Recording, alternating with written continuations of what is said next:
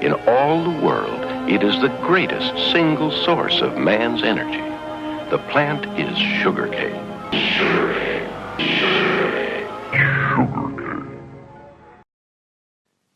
In September 2016, the Internal Medicine edition of the Journal of the American Medical Association released a paper that revealed from 1965 to 1967, the Sugar Research Foundation, now known as the Sugar Association, paid Harvard nutritionists to conduct research that was intended to downplay any evidence linking sugar to coronary heart disease, or CHD for short, which in doing so wrongfully villainized saturated fat and cholesterol as the solitary cause.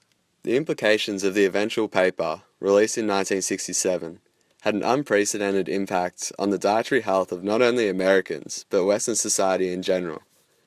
And whilst this single ill-intentioned paper is not the sole cause, there seems to be a little coincidence that we are now a part of a world troubled by obesity and heart-related diseases, which are still the leading cause of death in many developed countries such as the US and Australia.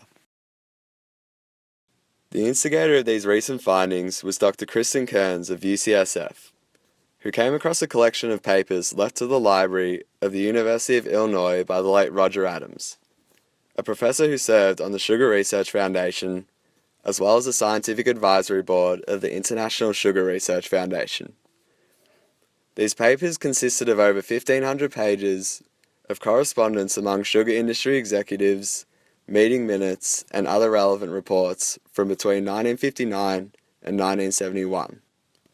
Now with the necessary leads, Kearns called on the help of her colleagues at UCSF, Dr. Stanton Glantz and Dr. Laura Schmidt, where they proceeded to delve deeper into archived documents from libraries around the country, including from Harvard itself.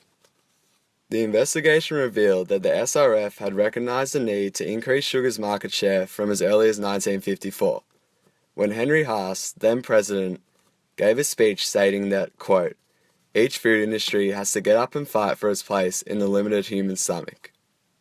In this same speech, Haas speaks of a desire to inform the country of the wonders of sugar so they can, quote, learn that sugar is what keeps every human being alive and with the energy to face our daily problems.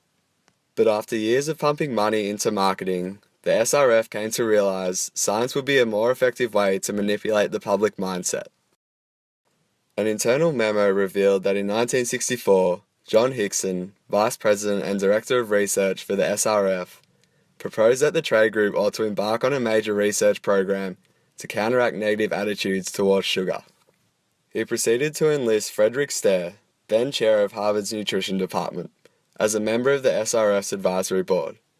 Stair then put the SRF in touch with two members of his department at Harvard, Mark Hegsted and Robert McGandy, whose work already involved linking saturated fat and cholesterol to CHD, as opposed to sugar. In 1965, the SRF initiated Project 226, just 2 days after the New York Herald Tribune ran a full-page story on the link between sugar and CHD. The sole intention behind Project 226 was to write a literature review that downplayed sugar's role in CHD, which in doing so, saw a shift in the blame to saturated fat and cholesterol.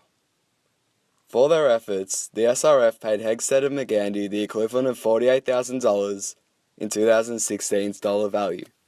The UCSF investigative group discovered an array of letters between Hickson and the Harvard researchers, where it was found that Hickson provided them with various scientific papers he wanted critiquing in Project 226, as these papers threatened the prosperity of the sugar industry, having concluded a link between sugar and CHD. Moreover, the two parties exchanged drafts for the duration of the write-up to ensure the SRF's agenda was adequately met. In one letter demonstrating this mutual understanding, Hegsted wrote to Hickson that they were, quote, well aware of their particular interests, and will cover this as best we can. And that they did, for when the final draft was submitted to Hickson, he responded by writing, quote, let me assure you this is quite what we had in mind, and we look forward to its appearance in print. To highlight how determined both parties were to villainize fat, the write-up took all of 2 years to complete, due to new evidence from Iowa repeatedly being released in the interim that was linking sugar to CHD. This caused Hegsted to explain himself to the now impatient SRF, writing, quote, Every time the Iowa group publishes a paper, we have to rework the rebuttal. The write-up was eventually released in 1967 in the New England Journal of Medicine, which did not require sources of funding or conflicts of interest to be disclosed until 1984. The fact this was presumably A. an impartial review of all the latest relevant literature, B. conducted by a prestigious college, and C. published in a reputable journal, meant the paper carried a heavy influence within the scientific community, and therefore by extension, within the public. The SRF had achieved their goal. The effects of the literature review were a blessing for the SRF. Hegseth eventually went on to become the head of nutrition at the United States Department of Agriculture, where in 1977 he helped draft the forerunner to the federal government's dietary guidelines. They would ultimately recommend a low-fat, high-carb diet. And whilst the guidelines recommended avoiding too much sugar, the only reasoning for this recommendation was based on its links to tooth decay, which even then proceeded to be downplayed as the guidelines explained how sustaining oral health had less to do with avoiding too much sugar and more to do with proper dental hygiene and frequently drinking fluoridated water. You'd be relieved to learn that the link between sugar and diabetes was addressed, yet the only reason it was addressed was to dispute the link's very existence, contrary to widespread opinion. And just for effect, any causal link between sugar and heart attacks or blood vessel diseases was also rejected. Nutritional author Gary Taubes explains how the senator responsible for drafting the first dietary goals for the United States, quote, avoided the scientific and medical controversy, that is, fat versus sugar, by relying almost exclusively on Harvard School of Public Health nutritionist Mark Hegseth for input on dietary fat. Hegseth had studied fat and cholesterol metabolism in the early 1960s, and he believed unconditionally in the benefits of restricting fat intake. With official government dietary guidelines now also villainizing fat and cholesterol, the boom in low-fat, high-carb diets commenced, much to the delight of the sugar industry. It was everywhere in the supermarkets: low-fat yogurts, low-fat salad dressings, low-fat milks, low-fat desserts, low-fat cheeses, just to name some. The public mindset had successfully been molded into believing that the low-fat alternative of any given product was unquestionably the healthy option. Hey, this yogurt is really something, huh? And it's non-fat! I've been waiting for something like this my whole life, and it's finally here! A key problem with this movement towards refined carbohydrates and processed foods was the widespread introduction of hydrogenated oils, or trans fats, which basically replaced the now villainized saturated fat. What scientists did not know at the time was how different the physical properties of artificial trans fats were when compared to fatty acids found in nature.